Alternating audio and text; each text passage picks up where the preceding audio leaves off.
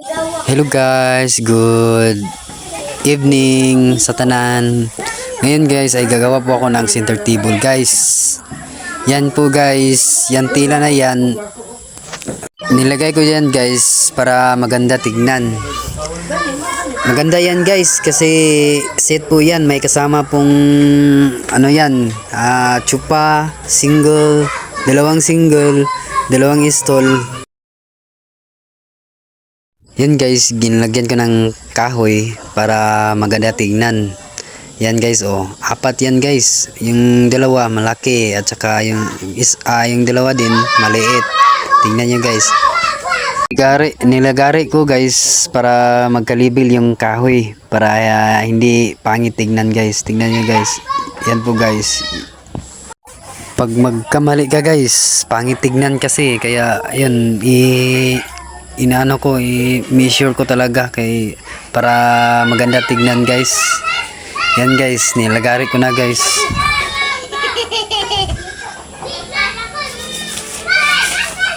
Ayan guys, oh, ganyan guys, i-label ko. Kaya, ayan oh.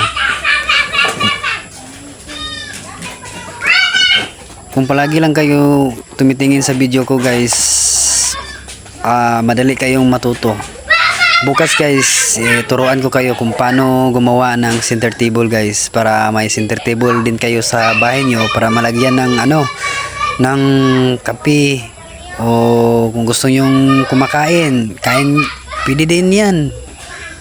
Ang ganda yan guys sa mga sa mga anak nyo na nag-aaral diyan mag-study. Ang ganda yan guys. Napakasulit yan guys kasi yan,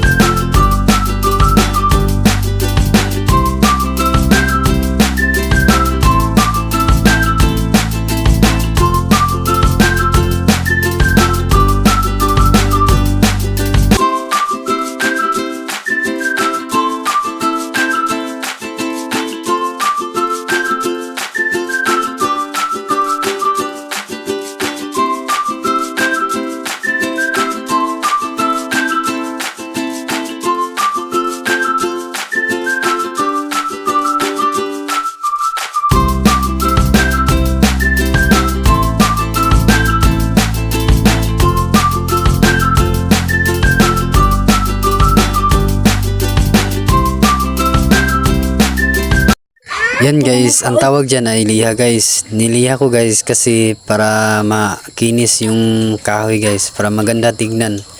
Yan guys, ko yan, pinturahan ko na yan ng maple yung pangalan ng pintura guys. Niliha ko muna guys para makinis, para maganda tignan. Ayan guys, tingnan nyo guys. Pag yan na guys, nililiha ko pa din guys para makinis guys. Tingnan nyo guys. Hanggang hanggang makinis yan guys. Pag makinis na yan guys, yun na, ko na, pinturahan ko na yan guys. Kunting liha na lang guys para mapinturahan ko na guys. Ayan na guys, oh. Tingnan niyo guys. Ang ganda, di ba? Oh. Yan yung ano guys, maganda pintura sa center table guys para maganda tingnan. Ayan, maple yan guys. Oh, yan guys ay tapos na yan guys. Oh, tingnan niyo guys, ang ganda. Napaka-solid yan guys. Oh, tingnan yung ibabaw. Oh. Ang ganda.